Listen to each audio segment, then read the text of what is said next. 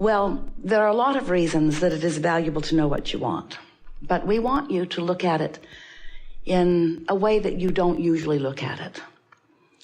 So, since you are source energy in these physical bodies, and since being that extension of source energy, you've been sifting through the details of life and coming to many conclusions about wanted and unwanted, you've been launching lots of rockets of desire. You've been sifting the contrast just like you knew you would when you came. And you've been setting forth these rockets of desires, these powerful rockets of desires that have been accumulating in what we are calling your vortex of creation. Some of you have been listening to us and you really get what we're talking about. So since this vortex of creation has been accumulating, all of the desires that you have been identifying are already in place and have already achieved a state of being, a vibrational state of being. But what you want already is in that powerful vibrational sense. So since it already is, when we ask you, do you know what you are wanting? What we're really asking you to do is to focus yourself into compliance, isn't the best word, but into resonance with your desire. When you know what you want, it's not missing. There's not a missing feeling of it. In other words, you're not worried about it. You're not doubting it. When you know what you want, you're vibrationally up to speed with the vortex version, and it is coming into reality for you more and more, into what you want to call tangible reality for you more and more, all day, every day. You following that? Because when you want it, but you're yearning for it, you don't know what you want. You have known it. You've given birth to it. It exists in a vibrational version, but you're not knowing it until there's resonance between you and your desire.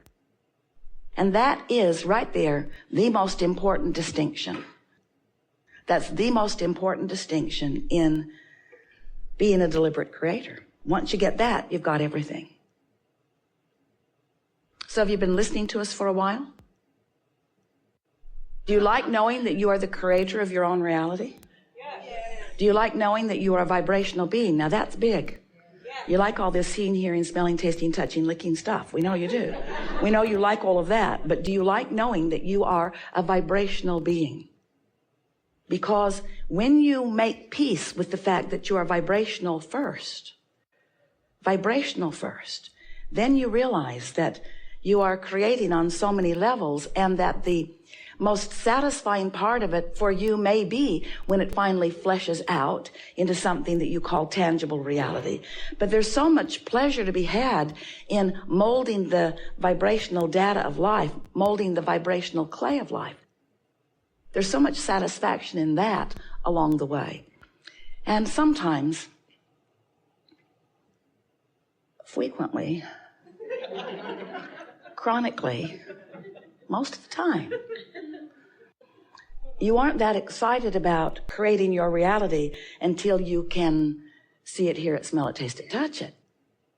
You're not that excited about the concept of what you want, but we want you to be, because there's so much pleasure to be had once you've launched a desire, even before it is shaped up in the way that you and others can see it, but you're in the sensing of it mode, the beginning of the realization of it mode. That's our favorite new word to describe what we know about this business of creating. It's our favorite new word. It's not new to you. It's new in the way we are expressing it in this unfolding of the laws of the universe. You've been sifting and sorting. You get that. Sift, sort, sift, sort, sift, sort. Know what you don't want, know what you do want, know what you don't want, know what you do want. That's all perfectly logical. What you do want becoming a vibrational reality to which, in the beginning especially, you're usually, hardly ever, not a vibrational match to. You're not a vibrational match to what you want when you've launched it from your awareness of what you don't want. That's logical, isn't it? But you've got to find a way to become more and more of a vibrational match to this thing that has not yet manifested before it can manifest. And by manifest, we want to say before it can be realized by you, realized, before you can interpret it, before you can be in the right place at the right time, before you can be aware, before you can follow the clues, before you have the sense of it. Esther is laughing last night. She and her sister are in their sleeping room, and they'd been talking, and right before they were falling asleep, from the other side of the room, Esther hears Jeannie say, "Oh," and Esther said, "What?" "Did you bring my hairbrush?" This is really cosmically important, so stay with us. And Esther began to laugh because Jeannie had been there a month ago at her house and had left a round hairbrush on a shelf in the dressing room closet where Esther gets ready and when Jeannie is there when they get ready together. And Esther had not even noticed that brush. It had been in there for a month and Esther had not seen it. It was on a shelf that Esther doesn't use for anything else. There are other things on the shelf and Esther had not even seen it. But yesterday morning as she was packing, she had her suitcase all packed. She had dropped it onto the floor. She was ready to drag it out to the car. And she turned around and looked at the shelf and saw a brush she did not recognize. And Esther thought, I should take that. I might need it.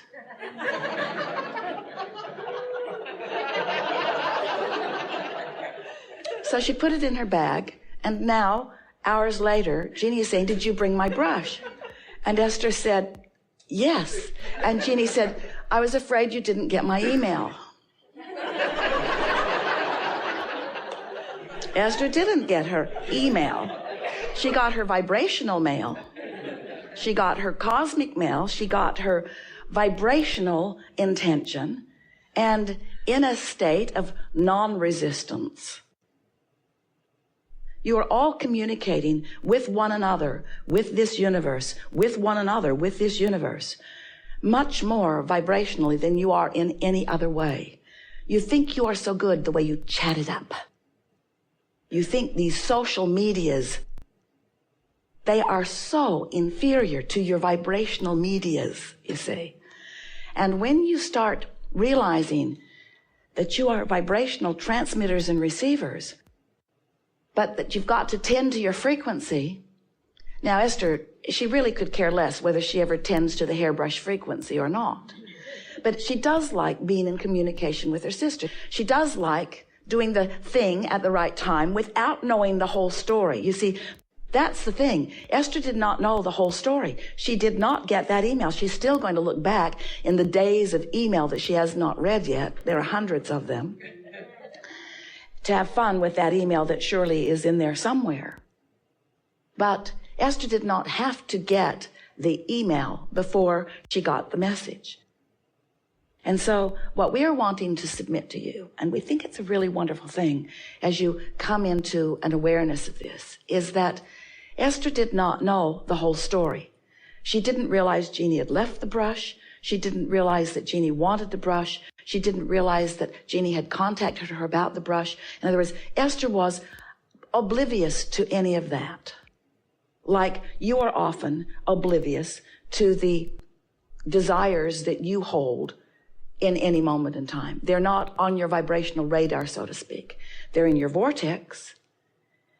But if you are understanding that you don't have to hold fast in your mind everything that you've ever decided that you want, you don't have to consider all of that data and detail. Frankly, it would drive you a little nuts if you were trying to hold all the information in your mind. But if instead you would just know that the better you feel, the more resonant you are with that communication cloud in the sky. It's the V cloud, the vibrational cloud. There it is for you to tap into. Don't copyright that. If you get to it before Esther does, she'll be really, really mad at you. Soon she'll just be talking with us all alone. there is this vibrational reality that once you learn how to tune to it, not by trying to hold the details of it constant in your mind, but by reaching for the feeling that is the indicator of your resonance with it. Once you are in constant or chronic or even often resonance with this vibrational well-being, then even though you didn't get the email maybe, even though you didn't get the letter, even though you don't even know the person that you're about to rendezvous with, even though you don't have those facts or those details, you'll be right person, right place, right time, often. Because there is a vibrational version of how you are moving toward what's in your vortex. We offered this analogy a few weeks ago, and it is such a good analogy to help you to understand that you are offering these vibrations and that you are establishing, without knowing it, a vibrational platform or grid or point of attraction that is filling in. And that you have control over what fills in, not once the momentum of it begins, but before the momentum of it begins. Because when you give your attention to something for as little as 17 seconds, momentum begins. And now another thought like it is going to join it, and another and another and another. And once you cross that 68-second point, you've got a pretty strong point of attraction going on that makes you feel like you want to create your own reality, but that you can't control it. But the reason that you often believe that you cannot control your own reality is because you're not tending to your vibrational frequencies in the beginning of the day when you're fresh and clear.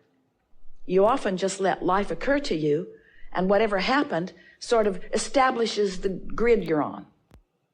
And then being on that grid, the momentum gathers, and then you come to a gathering like this where we say you create your own reality, and you say, well, maybe I do, but it doesn't feel like I'm creating my own reality. It feels like reality is creating me. It doesn't feel like I'm thinking my own thoughts. It feels like the thoughts are thinking me. And we say, that's because you're not jumping in and paying attention until there's momentum already established. You want to get out ahead of the manifestation. You want to get out ahead of the momentum. When you find yourself flying high and feeling good, milk it longer until you've established more of a pattern. And it is our promise to you, in time, you will be at this high-flying, good-feeling, grid frequency often enough that when you dip into a lower one, and you will because stuff happens, you're not blind, you're not deaf, you're not oblivious to what's going on in life. You're watching television, you're talking to your friends, you're aware of what's happening. All kinds of things are going to place you momentarily, temporarily, maybe even for a longer time than you want to, on these lower discs that are going to fill in with more evidence of where you are. That's all just fine. But every chance you get, if you're meditating, if you're making lists of positive aspects, if you're rampaging in appreciation, if you're watching for the things that feel good more and more, you will establish more of a chronic vibrational frequency in that higher frequency so that more of what's in your vortex will begin to fill in, and you will begin to feel two wonderful things: empowerment, self-empowerment, because you're in control of your vibration, therefore you're in control of your point of attraction, empowerment, and a feeling of worthiness. And we so want you to have those experiences, those emotions that go so tightly together, because you tend to not tend to your frequency, and then stuff happens that you don't like, and then you make such a wrong assumption that someone has deemed you inappropriate and now is giving you stuff you don't want as punishment for your inappropriateness. And there's nothing like that going on.